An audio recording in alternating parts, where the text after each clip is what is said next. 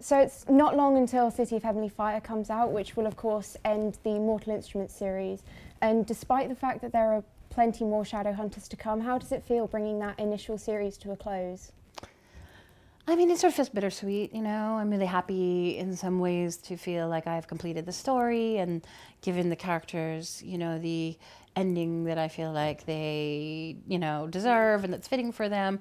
But in another way, you know, it'll always be my first baby. Yeah. And, you know, I'm going to miss the characters and I'm very comfortable with them. And, you know, getting used to a whole bunch of new characters is hard. It's like, I'm trying to think, it's like a bit like graduating from one school and going to another. You're always going to kind of miss your old friends. Yeah. Are you worried about fan reactions to the last book? I am, of course, because, you know, there's so much that's wrapped up in the last book. It's, you know, when the readers say goodbye to the characters and you want them to feel like they have left the characters in a place that feels right. And so gauging that spot that feels right for readers can be difficult. And I think you don't know whether you've done it until the book comes out and you get the feedback. Yeah, and of course it's not the end of the line for a lot of the characters except for the ones who won't make it through, because let's be honest, not everyone is going to make it out unscathed. So for the future series, The Dark Artifices, how has it been writing sort of the same characters but from different points of view and several years older? It's interesting.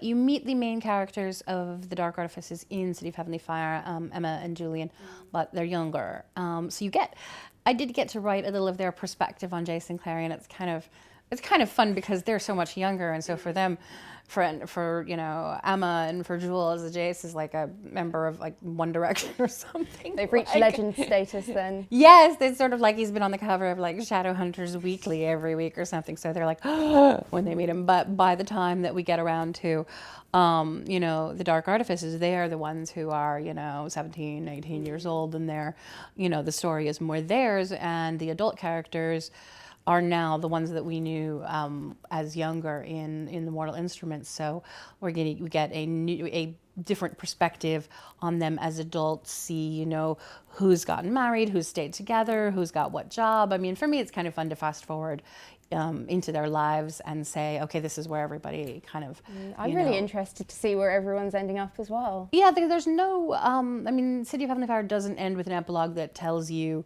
like, you know, Harry Potter, that tells you this is where everybody went as adults, because I wanted to kind of save that for Dark Artifices so we could kind of see it in action.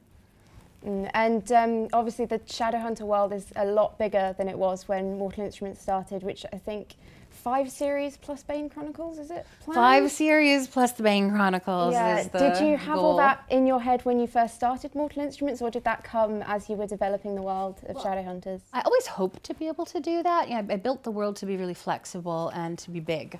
You know, I wanted the Shadowhunters to be a worldwide organization and to go back many hundreds of years so that I could take any period of time that interested me and set a story there, and to keep the magic system so flexible that it could take place anywhere in the world. And so I just feel really grateful that, you know, people have enjoyed the books and enough that I am able to keep writing in this world. And I'm really excited to do both Dark Artifices, because it takes place in my hometown, which is Los Angeles, where I grew up, and also Last Hours, because Edwardian England is one of my favorite periods. I'm very excited for Last Hours. I really enjoyed the Infernal Devices. Oh, that's so it'd be good to see those characters continue as well as the Mortal Instruments ones. Yeah, and we get to see, you know, like Will and Tessa and the rest of them as sort of an older generation, but they still have some fun. Yeah, and you've got the Magisterium series with Holly Black coming out this September. year. Yeah, how has it been writing things that aren't Shadowhunters? Is it kind of nice to step away from that world a little bit? It is, and I often think that, you know, sometimes you need the break in order to allow you to keep on going, because Shadowhunters is very intense world, and there's a lot of world building, a lot of magic, and also I've been writing in it for a long time. So I think to step away from it for a little while and work on something that's so very different kind of lets me come back to Shadowhunters and feel like refreshed and ready to How kind of long start has it again. been since the very first sort of Shadowhunters started? I mean, Well, I've been writing these since 2003, so Yeah. for me it's been almost 11 years. wow. Yeah. And I'm not going to ask you to pick a favourite, because asking an author to pick their favourite character is like asking a parent to pick their favourite child. I agree. But who has been the most comfortable to write in the Mortal Instruments series, and who are you going to miss writing the most? I think of all the characters in Mortal Instruments, the one that's most like me is Simon. I mean, he just has the same sort of outlook on the world and reactions as I do.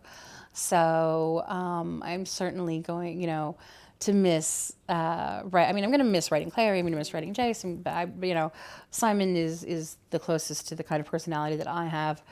And so I'm certainly going to miss writing him. And in the same way I missed writing Tessa, because, her love of books was a lot like mine.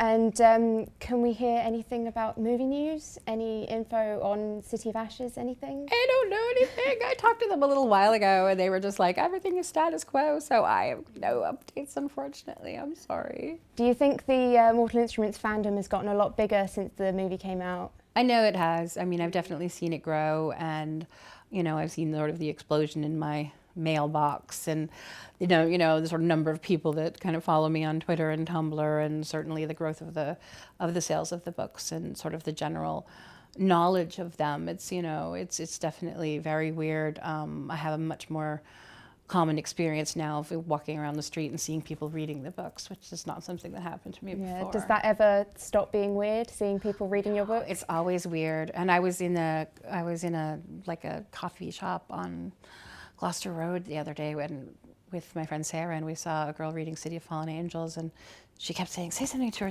and I was like, no, it's so embarrassing. So finally, as she got up to leave, Sarah jumped up and said, this is the lady who wrote that book, and she looked at us and she's like, I don't believe you, and she walked out. And I was like, that's so embarrassing.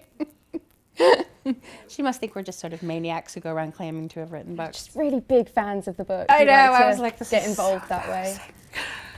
What's been the best experience that you've had due to Mortal Instruments, like best place you've travelled to or best fan experience?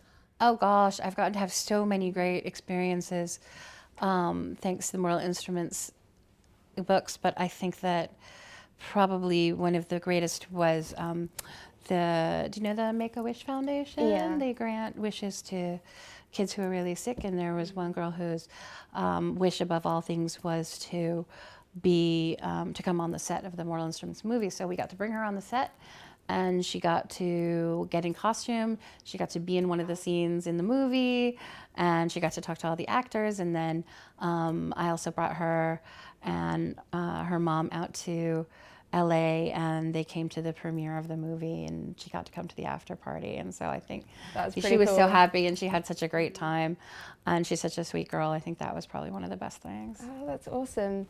And how does it feel having people come up to you and say that you've inspired them to write, or what would you say to people that have been inspired to write by you?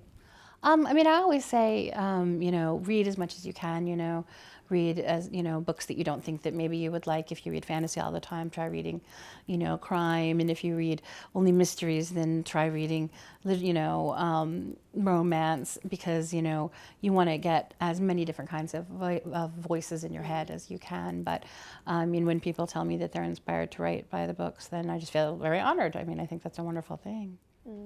And last question, what have we got in store in City of Heavenly Fire? What can the fans look forward to, as spoiler-free as possible? Okay, as spoiler-free as possible. I think that it's a quest book, more than a lot of the other books have been sort of, books in which the fight is brought to our main characters and they fight back. In this one, they bring the fight and they actively seek out, and in order to do so, they must go on a quest and journey very far. So it was really fun writing that sort of like quest narrative. How many boxes of tissues are we going to need? Oh, I'm hoping only one box of tissues, but get the double ply. Thank you very much. Thank you. It was lovely to talk to you. And you.